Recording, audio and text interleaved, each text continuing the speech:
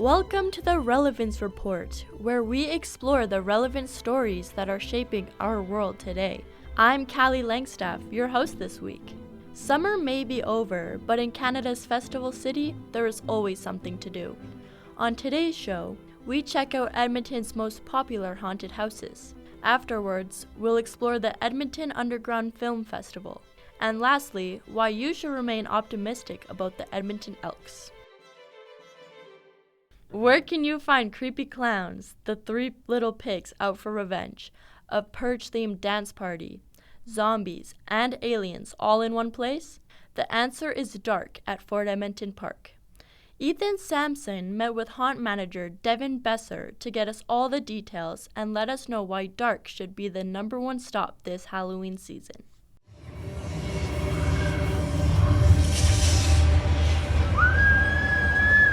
That's the sound of guests walking through the Blatchford Field air hangar at Fort Edmonton Park.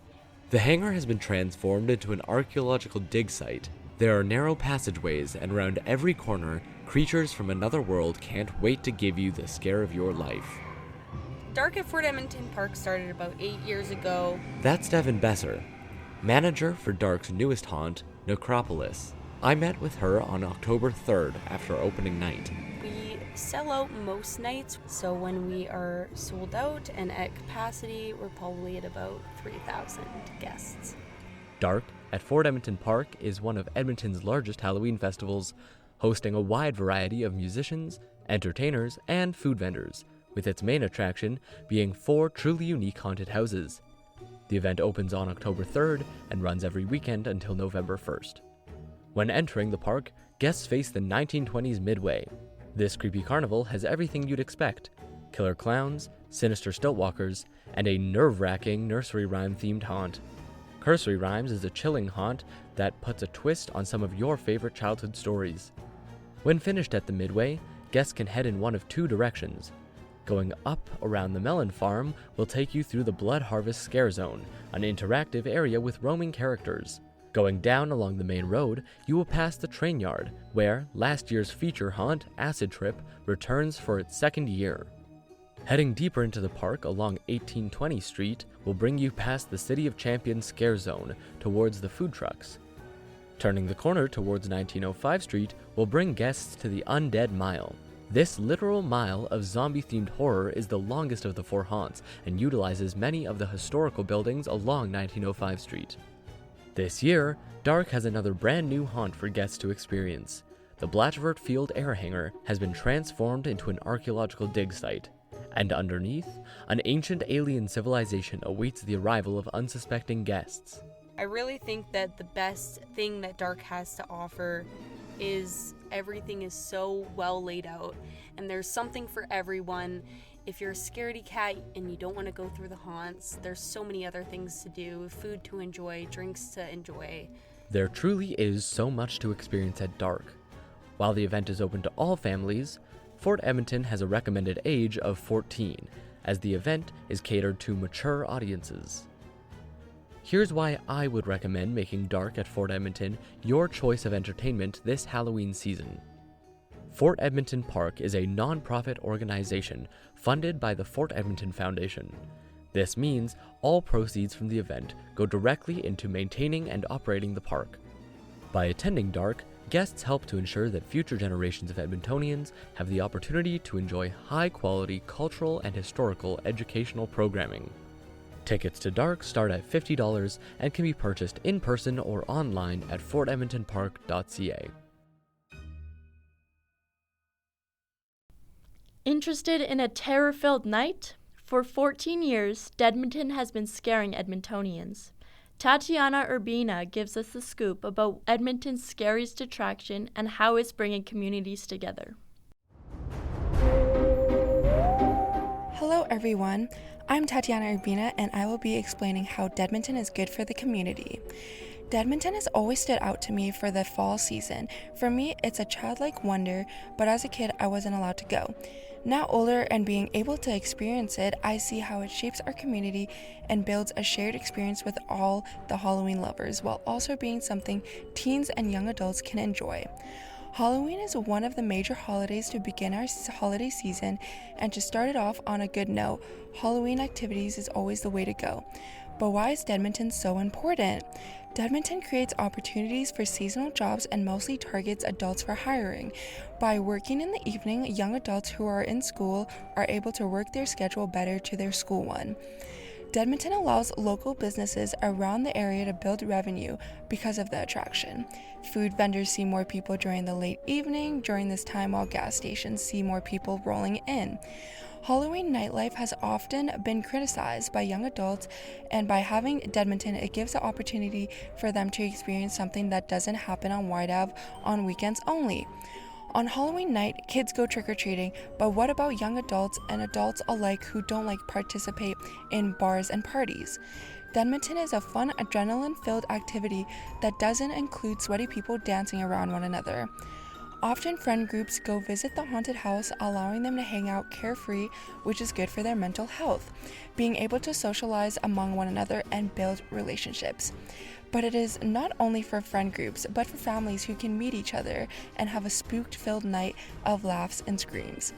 Halloween lovers get to experience their own likes with this immersive attraction that runs all of October, giving the opportunity to visit it more than once and being able to visit all 3 haunted houses that change each year.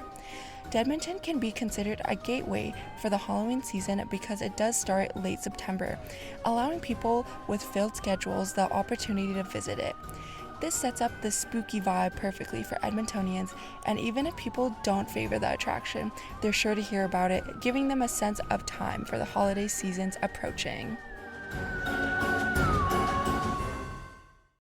But if haunted houses aren't for you, maybe a strange film is instead. The Edmonton Underground Film Festival feeds audiences a mix of terror and straight weirdness. Created in 2023, this film festival will show a variety of indie genre films on October 18th, from noon till late. Edmonton is known for its festivals. In fact, it has been named Canada's Festival City. Most people think of the more popular ones like Fringe or Folkfest. But there's actually another one that's been growing in popularity, the Edmonton Underground Film Festival. This year's festival is coming this October 18th, and even though it's still pretty new, starting in 2023, it's already become an integral part of the city's art and culture scene.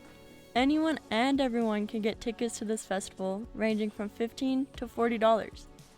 The screenings all take place at the historical Edmonton Freemasons Hall, which gives the whole event a cool, old-school type of atmosphere.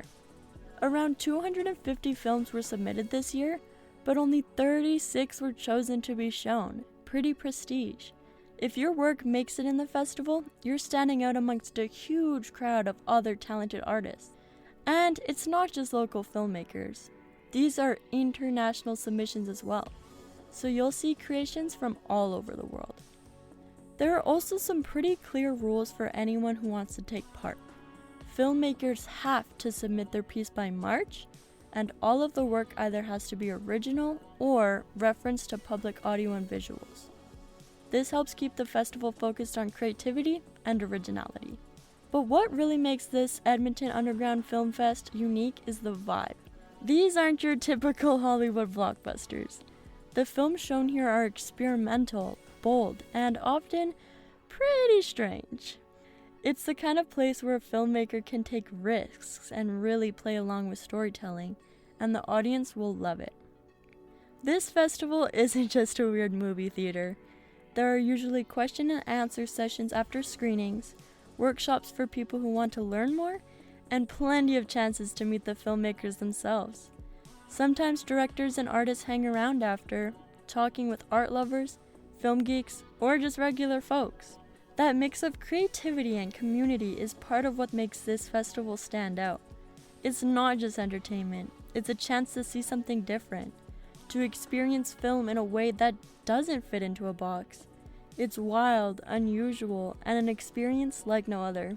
So, whether you're an artist, filmmaker, or just someone looking for a cool date night, the Edmonton Underground Film Festival is definitely worth checking out. Mark your calendars for October 18th. because this is an event that proves why Edmonton truly does deserve its title as Festival City. I hope to see you there.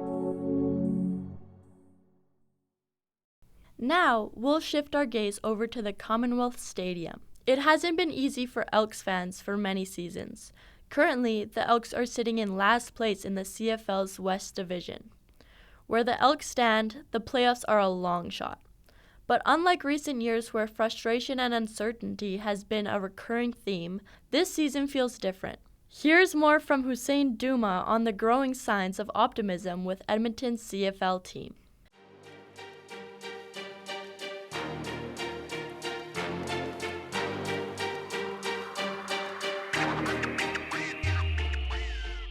Let's be honest, it hasn't been easy for Elks fans for many seasons. Currently, the Elks sit with a record of 5-9, sitting as the 5th seed in the CFL's West Division. While effort has been shown throughout the season, consistency continues to be the big challenge, and with where the Elks stand, the playoffs are a long shot. But unlike recent years where frustration and uncertainty has been a reoccurring theme, this season feels different. There are clear signs of growth and a foundation being built that fans should be excited about. So why should Elks fans stay optimistic? Mark Keelam, the newly head coach for the Elks, is in his first season, and while there have been growing pains, his long track record with the Calgary Stampeders shows he knows how to build a winning team. It's clear that his energy, player-first approach, and commitment to culture are already visible on the field. Speaking of energy, even in losses, the Elks are fighting strong. They've stayed in games longer, closed gaps against top teams, and shown flashes of being much more disciplined and resilient than in previous seasons. While the Elks are in a rebuilding phase, a rebuild means opportunity, and several young players have stepped up this year. Whether it's rookies making an impact or second-year guys like Nick Anderson, the CFL 2024 Rookie of the Year, are all taking that next step. There's a foundation of talent that is being built in Edmonton, the type of players who could become household names for years to come. However, the biggest reason for optimism is the change in culture. For years, the Elks struggled with identity, confidence, and connection to fans. Now, you can see the shift. Players are buying into the vision, the locker room feels united, and fans are beginning to feel that spark of pride returning. At the end of the day, it's not just about wins and losses this season. It's about building something sustainable. And while the Elks may still be in the early stages of that process, all the ingredients are starting to come together. So while the 2025 season might not end with a Grey Cup run, it could very well be remembered as the turning point, the year the Elks started to find their way back to relevancy in the CFL.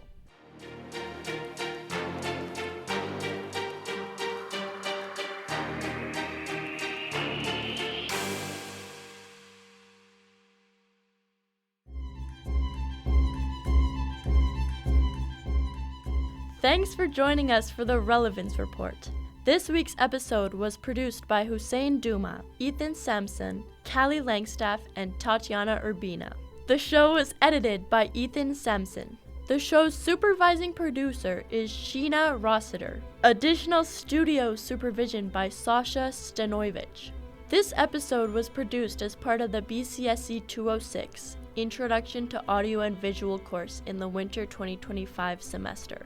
The course is part of the Bachelor of Communication Studies program in the Department of Communication at MacEwan University. The show was edited and produced out of the MacEwan Media Production Studio. Our theme music is called Buzzing by Kaylee Lambert. Additional music for this podcast is provided by Pixabay with tracks including Halloween Spooky Music by Levine Poltavsky, Retro Lounge by Brian Boyd, Halloween Music by Dmitrin Taras, and Achievements in Sports by Crab Audio. Logo design for this podcast is Sasha Stanoivich. And I'm Callie Langstaff, your host for this week's episode. This podcast was recorded on Treaty 6 territory, the traditional and ancestral territory of the Cree, Dene, Blackfoot, Saulteaux, and Nakota Sioux nations. We acknowledge that this territory is home to the Métis settlements and the Métis Nation of Alberta, Districts 9, 10, and 11 within the historical North Saskatchewan River Territory. Don't forget to subscribe to this Relevance Report on Apple Podcasts, Spotify, or wherever you get your podcasts. And if you like what you heard, please leave us a review and rating. It really helps people find the show. Please join us again next week when we report the relevant stories that are shaping our world.